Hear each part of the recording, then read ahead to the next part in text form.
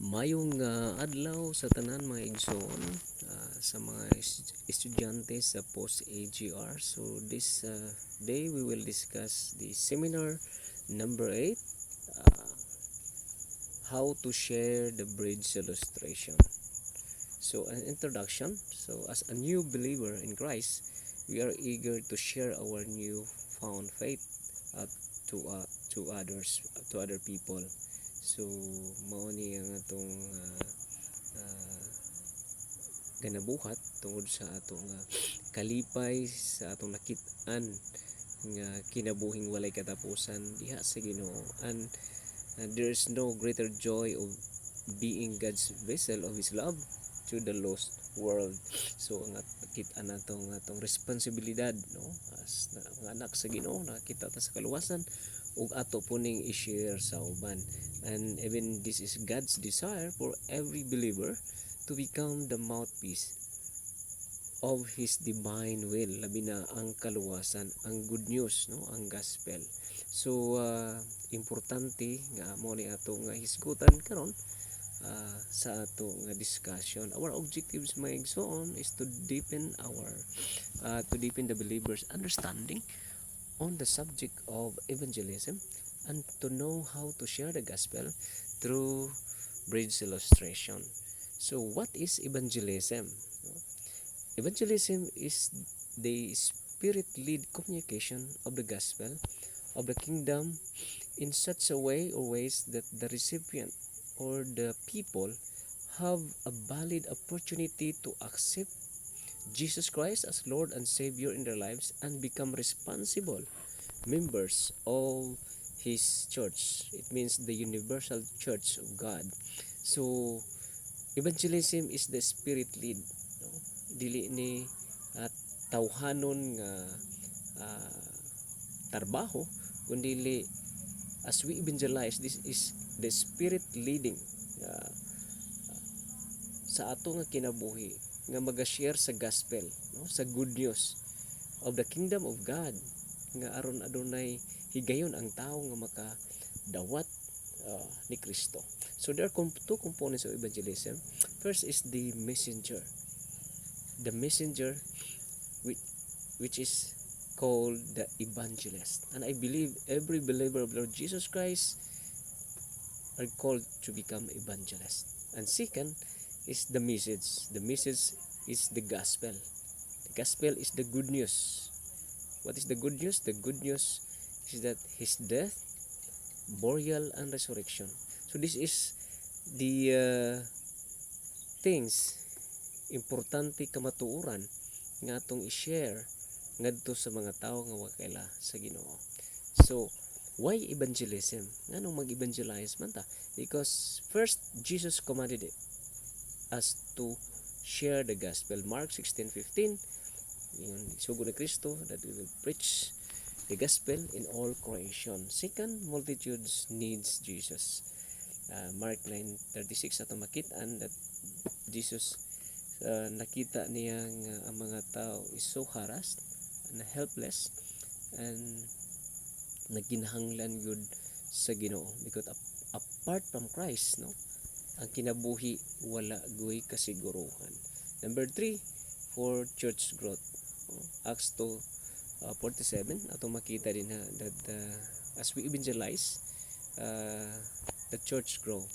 As the church grow, the workers of God will eventually mo advance tungod kay daghan ang workers. And fourthly, why evangelism? Evangelism is so vital sa kinabuhi, personal sa atong kinabuhi for our own benefits, no? Because when we evangelize, it brings protection gud sa atong kinabuhi. It brings a deeper understanding. Because when we evangelize, we study the Word of God. As we study the Word of God, we know the will of God, unsay maayo, unsay dili, and as we share the Word of God, no, we learn a lot of things. So it will protect us and even help other people to know about the Lord. And Proverbs 11:30 ingon si Solomon, he who wins soul is wise. Wise, no, maalamon ang mga tao nga naga naga sangyaw sa pulong sa kaluwasan, no?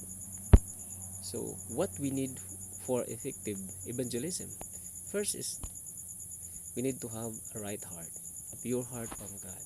Second, right feeling, uh, filled with the Spirit. Dili lang inato ato lang, kundi it is empowered by the Holy Spirit, no? Without the Holy Spirit, we cannot truly communicate the word of Christ, the gospel to the lost. Right priorities, no?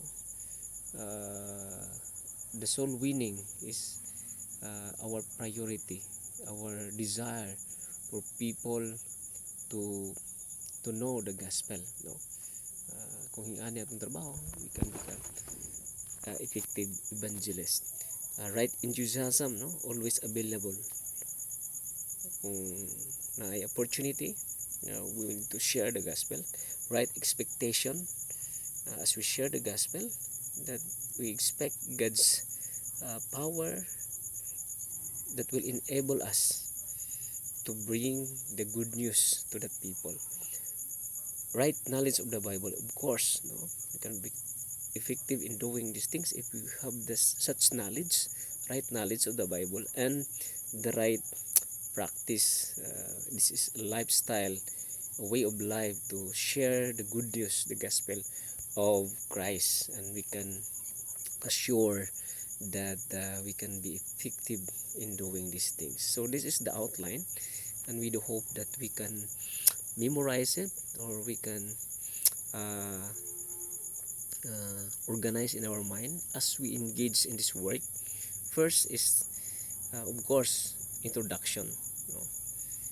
We need to introduce ourselves, and very important thing here is to establish, no, dapat ma-establish ta og connection sa mga tao. Dili lang diretso ta mo share sa gospel, kundi we need to establish a personal we connect to their hearts, no, and then talk to them sa ilang mga kinabuhi, no, before we share the gospel. And basically we will do things by asking question.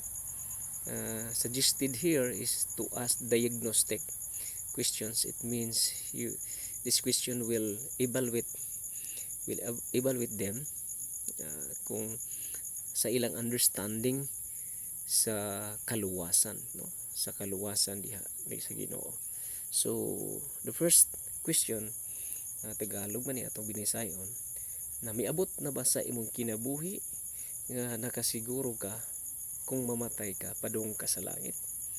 So kung ang tubag mga igsoon ni ani is no, so you can ask permission to that person to start sharing the gospel.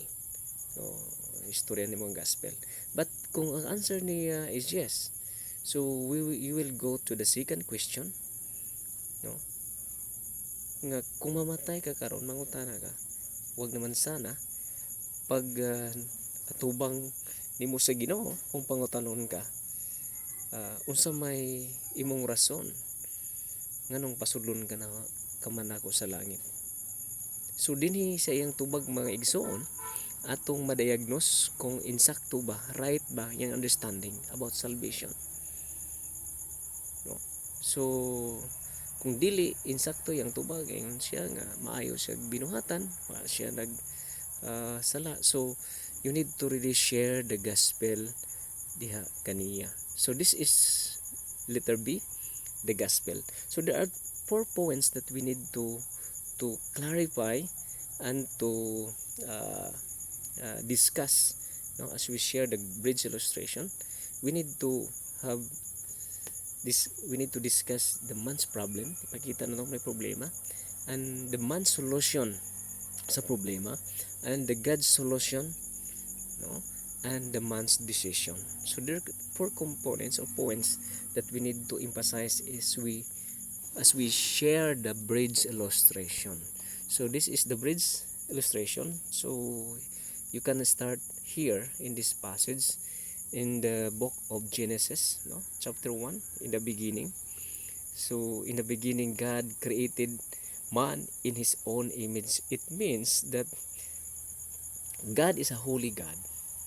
So it means God created man as a holy person. So it means sinless, wala siya sala. It means holy before the Lord. And likeness, it means about functionality, how person or a man operate or function in a certain environment. So God created man like that. So hingana ang quality sa paghimo. It means that the man and God has a strong intimate relationship with each other. So close sila kayo. So in sharing the bridge illustration, we need to emphasize the closeness, the intimacy of man and God in their relationship. And then we will point imong i-point ang problema karon, no? As we have understand the Bible nga adunay problema, man's problem. The man's problem is breaking the law of God, disobeying the commands of God. It means they commit sin, they rebel against the Lord because of the serpent, because of Satan nga nagatintal sa ila. And we need to emphasize here that sin separate. Isaiah 59:2, but your iniquities have separated you from your God, your sins have hidden His face from you. So na-separate ang relasyon sa tao o sa Dios, because God is holy and ang tao dili na holy. He is a sinful man. So na-separate siya. So that's the problem, no? But man tries to provide solution sa iya nga problema, no? He tried to do good works, no? Mayong buhat, or naga-study siya sa Bible, get education, and even study the whole Bible about God, and even musulod og usa ka relihiyon. But kung tanaw nimo sa solusyon nga gibuhat sa tao, this is man's solution to his problem, which is sin. All these things fall short of God's glory. It means these things is good, but it does not wala miabot sa standard sa Ginoo. So the standard of God is holiness. So standard sa God is, and the problem of that the person of the human being is sin. So it means he need a savior, because kung tanaw na to, ang tanan niyang gibuhat, ang tanan nga solusyon niya buhat, wala nakaabot sa standard sa Ginoo, which is holiness. So maunay kondisyon sa tao nga wala siya paglaom siyang kinabuhi tungod kay kay ang tao nakasala tanan, ug ang tanang sala, no, nakasala tanan. Roma 3:23 on Romans 6:23, ang bayad sa sala kamatayon. Mamatay ang tao physically and spiritually. Hebrews 9:27, the judgment is certain, no, sure, klaro nga just as man is destined to die once, and after that to face judgment. Na judgment ug ang tanan, ingon ang Biblia in Revelation 21:8 nga ang tanan nga makasasala, even ang mamakak, no, liar, mo ngadto gud sa impierno. So this is the condition of man, that the solution nga i-provide siya ang kaugalingon, it does not connect. It's not, wala siya nakaabot sa standard sa Ginoo nga holy, because God is holy God. So kung tanaw na hopeless ang tao kung wala ang intervention sa Ginoo, but because of God's love, God's provide a solution. The Bible says in John 3:16, for God so loved the world that he gives his own one and only son, that whoever believes in him shall not perish but have eternal life. Ug mo sa John 14:6 ingon si Christ, I am the way, the truth and the life. No one comes to the Father except through me. So Jesus Christ, as the revelation of God the Father, provided us a way, a truth, and a life. So this is the bridge that man's need is ang Ginoo nga aron makatabok siya gikan sa hopelessness ngadto sa security nga sa Ginoo. So unsa magibuhat ni Kristo nga aron nga maluwas ang tao? Daghan siya gibuhat, naghimo siya milagro, naghimo siya, tudlo siya, but wala ta na naluwas niya na igsoon. You need to emphasize here, this is God's solution, that the redemption requires blood, nga a holy blood nga i-shed ngadto sa cross. So dili ang pagluwas nato sa Ginoo dili lang tungod sa milagro o sa pagtudlo, kundi Jesus Christ, ingon ang 1 Corinthians 15:3-4, that he died for our sins. He died, namatay siya og siya gilubong o sa ikatulong nga adlaw nabanhaw siya. This is the gospel, the heart of the gospel, that Christ died and buried and resurrected to prove that Jesus Christ is the true Son of God that takes away the sins of the whole world. So ato makita din ni igsoon, this is the gospel. This is the presentation sa Ginoo sa iyang gugma in the life of Christ nga namatay siya sa cross. This stage here, we need to emphasize in the book of John 5:24. Ingon si Kristo, I tell you the truth, anyone who hears my words and believe him who sent me has eternal life, and he will not be condemned. He has crossed over from death to life. So dinhi may igsoon ato iklaro sa atong nasiran nga kadtong naminaw ni Kristo og mito, it means they put their trust in God. It means nga miangkon sila nga di sila kaluwas silang kagalingon, and God provided a way nga masave sila, mutuo sila, ilang gibutang ilang pagsalig ni Jesucristo. Adunay tulo na hitabo silang kinabuhi. Unang-una, first, had eternal life. Adunay kinabuhing walay katapusan. Number 2, will not be judged. It means wala na condemnation. Kung naa ni Kristo, wala na paghukom, sure nga kaluwasan. And then free from damnation and has eternal life. Aduna na kinabuhi walay katapusan.